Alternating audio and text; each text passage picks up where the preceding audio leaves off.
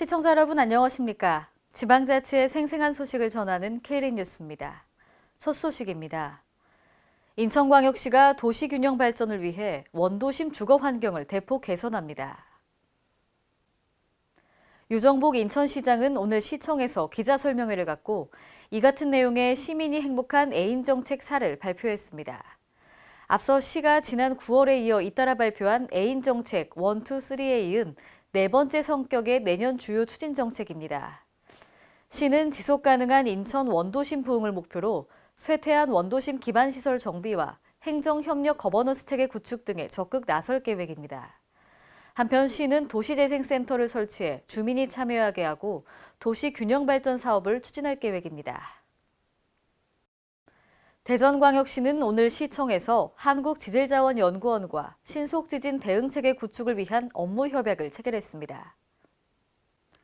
신속지진 대응체계는 지진 분석 시스템을 통해 지진을 판단하고 실시간 감시 체계를 가동하는 등 지진 대응 능력을 향상시키는 것을 주요 골자로 합니다. 이를 위해 대전시는 두 기관 간의 네트워크 연계 및 재반 시설을 지원하고 수집된 지진 자료를 연구원에 실시간 제공합니다. 연구원은 개발 중인 조기경보 기술을 대전시에 우선 적용하고 대전시의 지진 가속도 계측기 및 신속 지진 대응에 필요한 기술 자문을 지원합니다. 한중수교 25주년을 기념해 세계적인 인류학 박물관으로 인정받고 있는 북경중화민족박물원의 차우원 부원장과 공연단 등 15명이 지난 23일부터 26일까지 광주를 방문합니다.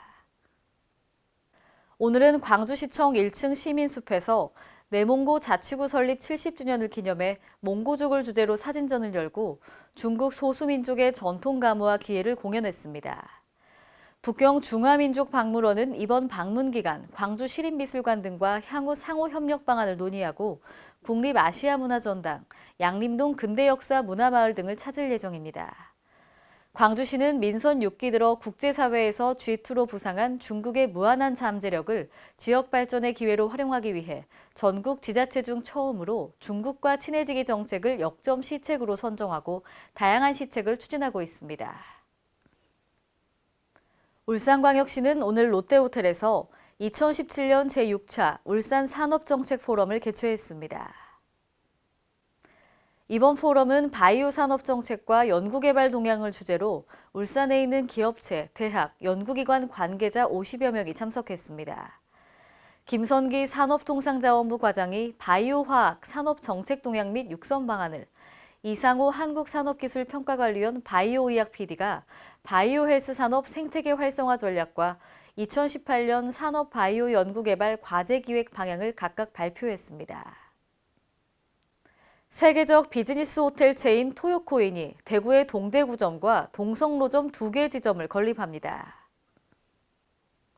대구광역시는 오늘 오전 대구시청에서 김현창 경제부시장과 토요코인 코리아 홍지명 대표이사 등이 참석하는 가운데 투자 양해각서를 체결하고 본격적인 협력을 시작합니다. 이번 협약으로 토요코인은 대구 지역 호텔 2곳에 총 380억 원을 투자하고 662실의 객실을 신규로 론칭합니다. 이로써 지역의 만성적인 객실 부족 해소에 크게 기여할 뿐 아니라 일자리 창출에도 도움을 줄 전망입니다. 지난 23일 전북도청에서 국회 행정안전위원회의 국정감사가 열렸는데요. 국회 행정안전위원회 소속 황영철 의원이 전북에서 겨우 35억 원의 기금을 조성해서 할 수 있는 일은 없다며 이것은 생색내기에 불과하며 도민들을 우롱하는 것이라고 주장했습니다. 보도에 신다혜 기자입니다. 전북 혁신도시 이익을 공유하기 위해 조성된 균형발전기금이 쥐꼬리에 불과해 생색내기용 기금 조성이라는 지적이 제기됐습니다. 국회 행정안전위원회 소속 황영철 의원이 23일 전북도청에서 열린 국회 행정안전위원회의 국정감사에서 전북에서 전주와 완주를 제외한 12개 시군에 겨우 35억 원의 기금을 조성해서 할 수 있는 일은 없다며 전북도와 전주시, 완주군이 다른 시군을 우롱하는 것이라고 주장했습니다. 황 의원은 수도권에서 비수도권 균형 발전을 위해 만들어진 상생발전 규모는 3조 원으로 전북에만 2013년부터 약 170억 원, 2017년 현재 111억 원의 규모가 지원되고 있다고 강조했습니다.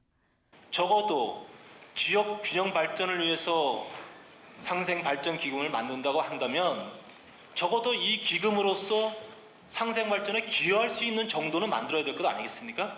예. 그렇죠. 이어 황 의원은 혁신도시의 이익을 공유하겠다는 의지가 있다면 기금의 규모를 대폭 늘리고 취지를 살리는 시스템을 마련할 것을 촉구했습니다. 다만 이런 기금조차도 전국에서는 최초라는 사실의 의미를 저는 두고 싶고요. 합의에 의해서 이루어졌고 당시에 상당히 어려운 과정을 해서 그나마 이 기금이 만들어져서 앞으로 확대하는 방안을 지금 그렇지 않습니다. 한편 전북도는 올해 8억 원을 시작으로 오는 2020년까지 총 35억 원의 기금을 마련할 예정입니다. K랜 신다혜입니다. 이상으로 K랜 뉴스를 마칩니다. 시청해주신 여러분 고맙습니다.